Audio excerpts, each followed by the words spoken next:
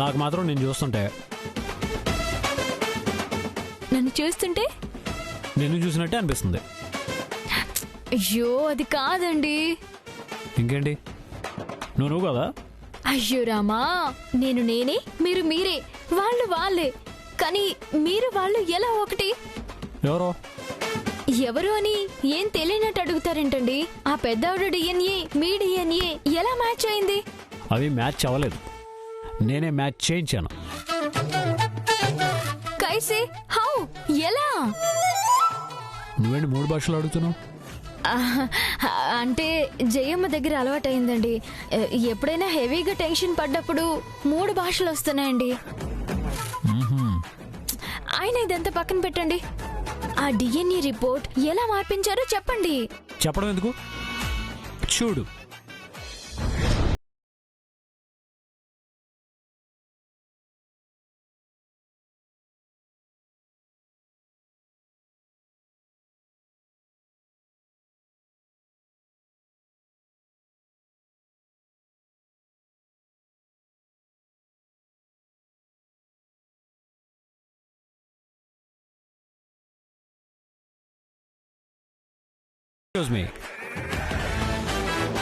RMP సత్యం అంటే మీరేనా?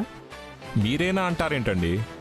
ఈ చుట్టుపక్కల గ్రామాల్లో ఈ ఆర్ఎంపీ సత్యం అంటే తెలియని వాళ్ళు ఎవరు లేరు తెలుసా? ఏది? ఒకసారి మీ బ్యాగ్ తీయండి. నా బ్యాగా? దేనికండి? చెక్ చేయాలి. నేనే అందరినీ చెక్ చేస్తాను, మీరు నా బ్యాగ్ చెక్ చేయడం ఏంటండి? I'm medical officer. Sir sir sir sir నమస్తే సార్. నమస్తే సార్. నమస్తే సార్. సార్ తీసుకోండి సార్.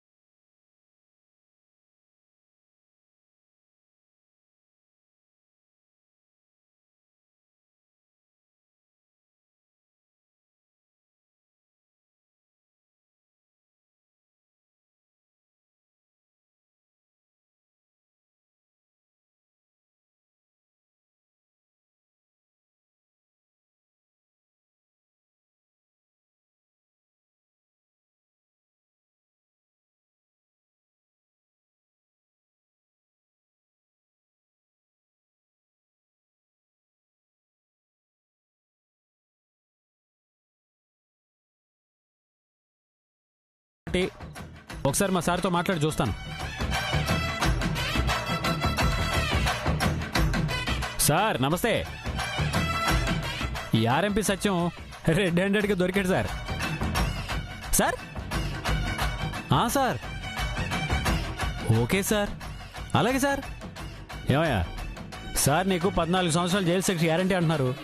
ఇప్పుడే ఈ ఏరియా పోలీస్ స్టేషన్కి ఇన్ఫర్మేషన్ ఇచ్చి నిన్ను అరెస్ట్ చేయించమంటున్నారు.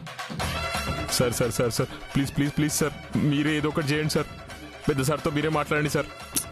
సార్ ఇతను చాలా రిక్వెస్ట్ చేస్తున్నాడు సార్. చూడటానికి మంచోళ్ళనే ఉన్నాడు, చాలా బతిమాలుతున్నాడు సార్. అవును సార్, అవును సార్. సార్ ఓకే సార్, ఇప్పుడే మాట్లాడతాను సార్. ఇదిగో, ఈ మధ్య ఎవరికైనా డిఎన్ఏ టెస్టులు కానీ బ్లడ్ శాంపిల్స్ తీసుకున్నారా? తీసుకున్నాను సార్, తీసుకున్నాను. తీసుకున్నాడండి సార్. సార్ ఆ డిఎన్ఏ టెస్టులు మ్యాచ్ అయ్యాయా? మ్యాచ్ అవ్వలేదు సార్, అవి అన్మ్యాచ్ అని వచ్చాయి సార్. మ్యాచ్ అవ్వలేదండి సార్, అన్మ్యాచ్ అని వచ్చాయంట సార్. ఓకే సార్, ఇప్పుడే మాట్లాడతాను సార్.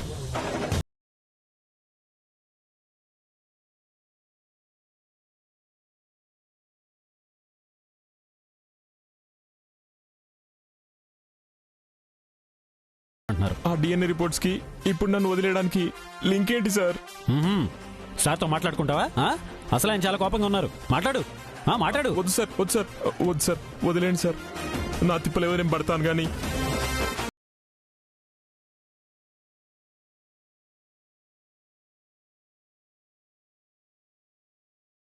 చూడు, ఇప్పుడు నేను ఫోన్లో మాట్లాడిన ఆయన చాలా పెద్ద ఆఫీసరు. ఇప్పుడు ఆ డిఎన్ఏ రిపోర్ట్లు మార్చినట్టు కానీ ఇప్పుడు ఇంత జరిగినట్టు కానీ ఎక్కడైనా తెలిసిందంటే లైఫ్ రిస్క్లో పడుతుంది. మ్యాటర్ అర్థమైందిగా? అయ్యో చచ్చినా ఇంకో మనిషికి తెలియనివ్వండి సార్. నేను ఆ, మీరు నా జీవితాన్ని కాపాడారు సార్. ఆ, ఆ, thank you sir, thank you. ఆ. అది జరిగింది. ఓ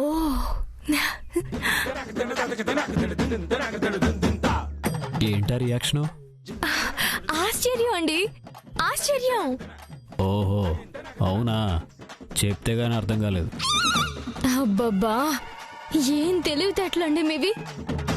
ఆ బుల్లెబ్బాయి వెంకటరత్నం వేసిన ప్లాన్ ని ఎలా తిప్పుకొట్టారండి.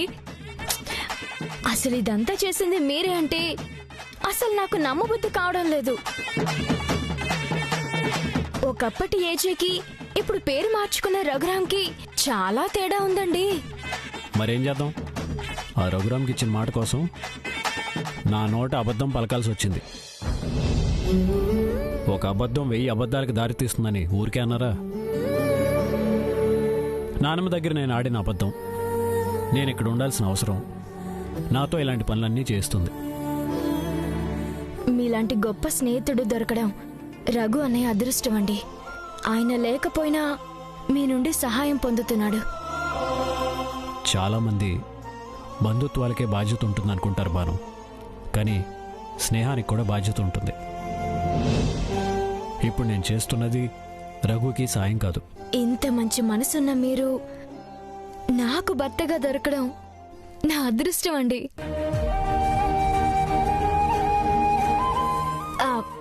ఏమండి, ఇప్పుడు ఇంట్లో వాళ్ళందరూ మీరే నిజమైన వారసుడు అనుకుంటున్నారు కదా? అవును. అలానే మీరు కూడా రఘు అనే బాధ్యత తీసుకున్నా అన్నారు కదా? అవును. ఆ బాధ్యతలో భాగంగా ఆ నందినిని కూడా పెళ్లి చేసుకుంటారా?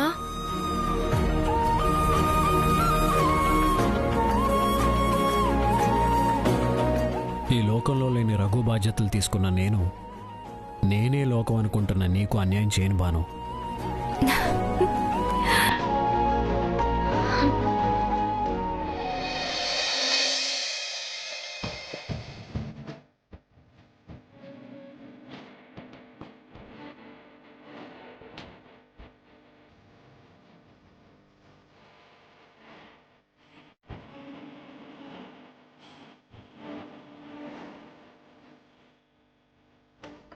మాటల్లేని మంత్రం వేసి మాయలోకి తోసావు.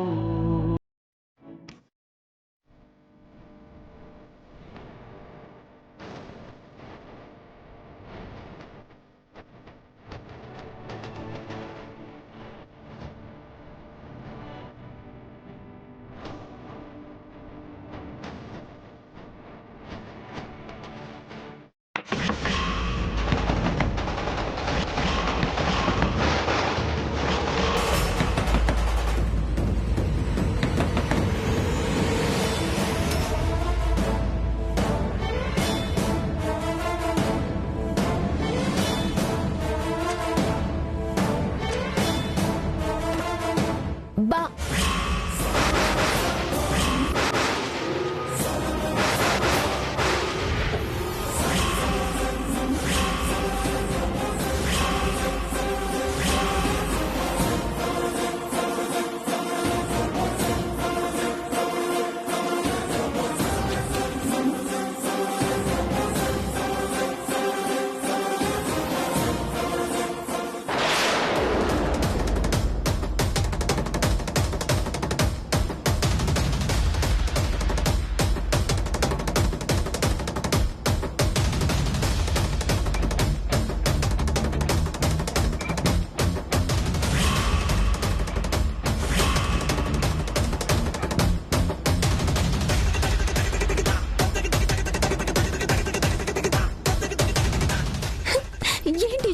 మీరు బాబావ గదిలో ఏం చేస్తున్నారు?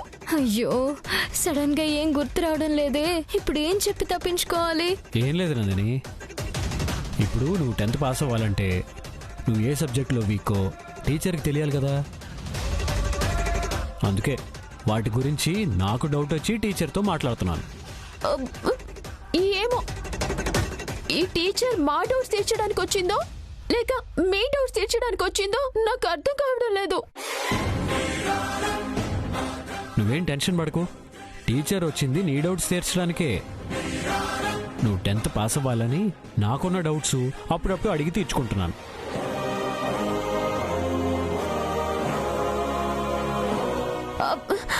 టీచర్, మా బావ డౌట్లు తీర్చింది చాలు.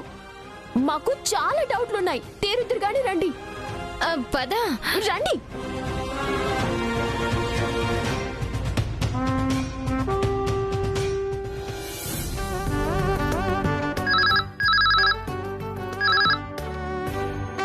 హలో, అమ్మా పార్వతమ్మ గారు నమస్కారం. నేను ఆశ్రమం నుంచి మేనేజర్ సిద్ధిరాజును మాట్లాడుతున్నానమ్మా. మేనేజర్ గారు బాగున్నారా? గురువుగారి ఆధ్వర్యంలో సమాజానికి సేవ చేస్తూ ప్రజల కష్టాల్ని తీరుస్తూ ఆ పైవాడి దయ వల్ల క్షేమంగా ఉన్నామమ్మా. మీరెలా ఉన్నారమ్మా? బాగున్నానండి. మీ పిల్లల చదువు ఎలా కొనసాగుతుందమ్మా? మా ఆశ్రమం నుంచి వచ్చిన భానుప్రియ టీచర్ బాగానే బోధిస్తుందా? మంచి అమ్మాయిని పంపించారు మేనేజర్ గారు. మా ఇంట్లో అమ్మాయి ఇలానే కలిసిపోయింది. మా పిల్లలకి చదువుతో పాటు సంస్కారం కూడా నేర్పిస్తోంది. సంతోషమమ్మా.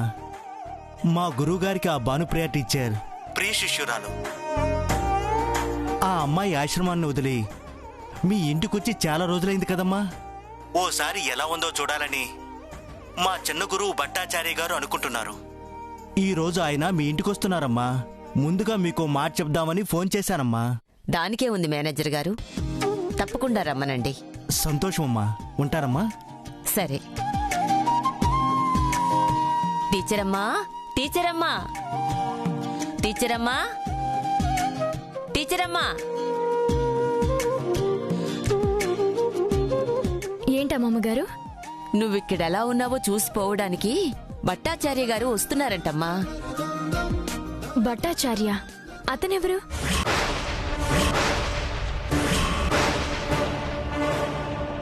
అదేంటమ్మా అలా అంటావు? మీ ఆశ్రమంలో ఉండే భట్టాచార్య గారు.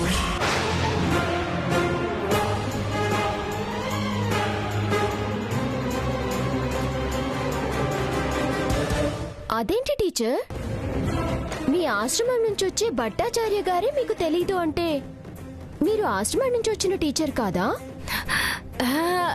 నేను ఆశ్రమం నుంచే వచ్చాను.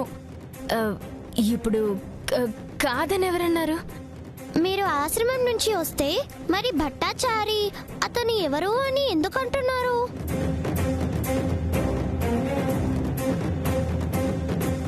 నాకు మొదటి నుంచి అనుమానంగానే ఉంది. ఈవిడ వచ్చిన మొదటి రోజే చెప్పాను, ఈవిడ ఆశ్రమం నుంచి వచ్చిన టీచర్ కాదు అని. ఈ పుట్టిది మళ్ళీ బాను నెరికిచ్చేలా ఉంది. ముందు దీన్ని నోరు నొక్కాలి. ఏ లక్కీ, ఏంటే ఎప్పుడు నీకు అనుమానాలేనా? టీచర్తో అలా మాట్లాడొచ్చా? నువ్వు చదువు నేర్చుకుంటున్నావా, ఎవరిని ఎలా అనుమానించాలో నేర్చుకుంటున్నావా? నీకు ఈ మధ్య అల్లరి బాగా ఎక్కువైపోతుంది. లేదు బావా, ఈవిడ ఆశ్రమం నుంచి వచ్చిన టీచర్ కాదు కాదు కాదు.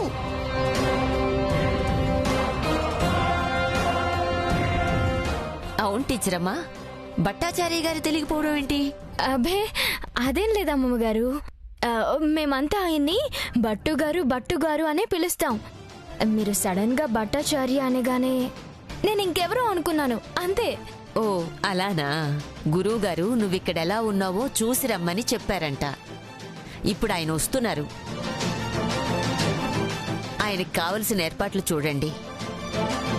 ఆయన ఏం తింటారో నీకే బాగా తెలుస్తుంది కదా. ఆవిడకేం తెలుసు? ఆవిడే వంట చేస్తుంది. వచ్చిన అతిథుల్ని చూసుకోవడానికి ఇంట్లో మనుషులా మేమున్నాం కదా. నేను వంట చేస్తాను.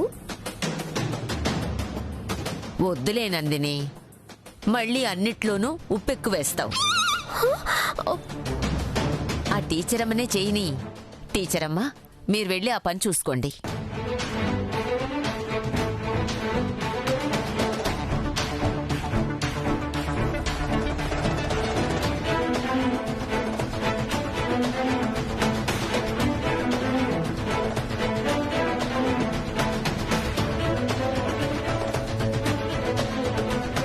చూసావా అక్క, ఆ టీచర్ మన అమ్మమ్మని ఎంత మాయ చేస్తుందో.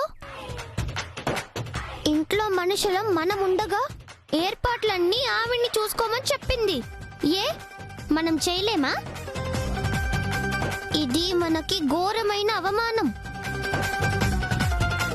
ఏదో ఒకటి చేసి ఆ టీచర్ని ఇరికించాల్సిందే, అమ్మమ్మ చేత తిట్టించాల్సిందే.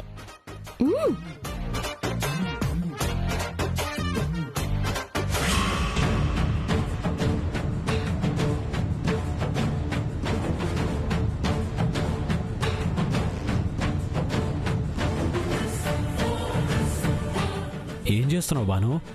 చూస్తూ కూడా అడుగుతారేంటండి? బట్టలు సర్దుకుంటున్నాను, మీరు కూడా వెళ్ళి బట్టలు సర్దుకోండి. మనం అర్జెంటుగా ఇంటి వెనక దారి నుంచి వెళ్ళిపోదాం. ఎందుకు? ఇప్పుడేమైందని? ఏమైంది ఏంటండి? ఇప్పుడు ఆశ్రమం నుంచి వాడెవడ భట్టాచార్య అని వస్తున్నాడంట. నేను భానుప్రియ టీచర్ కాదు అని వాడు చెప్పేస్తాడు కదా. ఆ మాట వినగానే పార్వతమ్మ గారు తుపాకీతో నన్ను ఖచ్చితంగా కాల్చి చంపేస్తారు. నాకింకా బ్రతకాలనుంది. ఖుషి మూవీలో భూమికలా కాకపోయినా ఒక 1/2 మంది పిల్లల్ని కనాలనుంది. 1/2 మందా? 1/2 కాకపోతే 1/4 అండి. అలా జరగాలంటే ముందు నేను ప్రాణాలతో ఉండాలి కదండి. పదండి వెళ్ళిపోదాం. ఏంటి బాను, నా వల్ల ఏదైనా అవుతుంది, నేనేమైనా చేయగలననే బాను ఇలా సమస్య రాగానే దొడ్డిదారిన పారిపోదాం అంటుంది. అవేమన్నా నిమ్మకాయ నీళ్ళ అండి చలవ చేస్తుంది అని అస్తమానం తాగడానికి? సమస్యలండి సమస్యలు ఇలా ఒకదాని మీద వచ్చి పడుతున్నాయి కాబట్టి ఈ టెన్షన్ లో నేను తిండి కూడా సరిగ్గా తినలేకపోతున్నాను. చూడండి ఎలా చిక్కిపోయాను.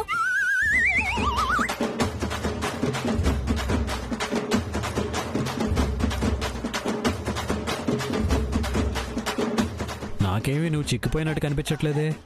అయ్యో నేను చిక్కిపోయానండి. ఆ విషయం మీకు కూడా తెలుసు, కానీ మీరు చెప్పలేకపోతున్నారు అంతే.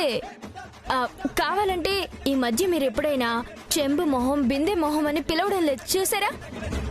దాని అర్థం ఏంటి? నేను చిక్కిపోయానని కదా. ఓహో, నాకైతే ఇదివరకు ఇప్పటికీ పెద్ద తేడా ఏమీ కనిపించట్లేదు. అయ్యో ఇప్పుడు నేను లావయ్యానా సన్నబడ్డానా అన్నది సమస్య కాదండి. ఆ భట్టాచార్య వచ్చాక పెద్దావిడ చేతిలో నేను చేస్తానా ప్రాణాలతో ఉంటానా అన్నది సమస్య. నేనున్నా కూడా ఇంకా భయపడుతున్నావా?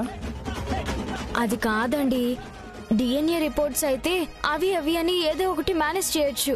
కానీ ఇప్పుడు ఆశ్రమం నుంచి వచ్చిన వాడు నన్ను చూసి గుర్తుపట్టకుండా ఎలా ఉంటాడు? ఏం చేస్తారు చెప్పండి?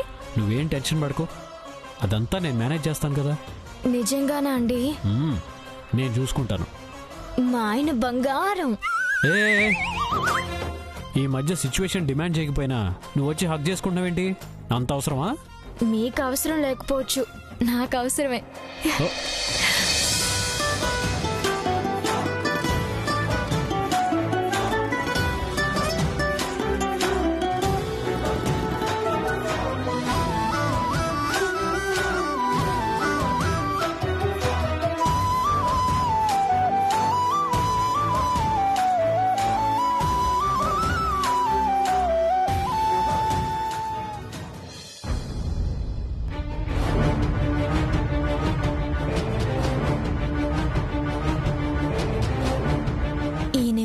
నువ్వేమీ టెన్షన్ పడకు బాను, అంతా నేను మేనేజ్ చేస్తాను అన్నారు.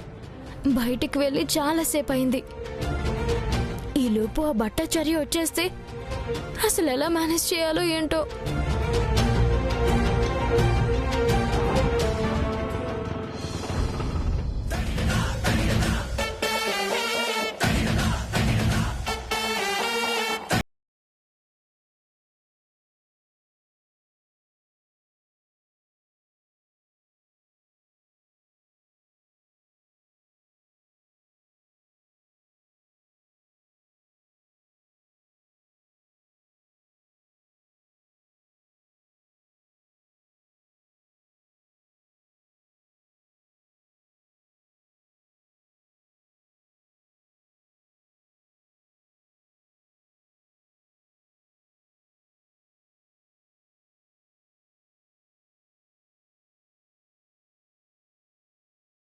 ఏంటండి మీరు?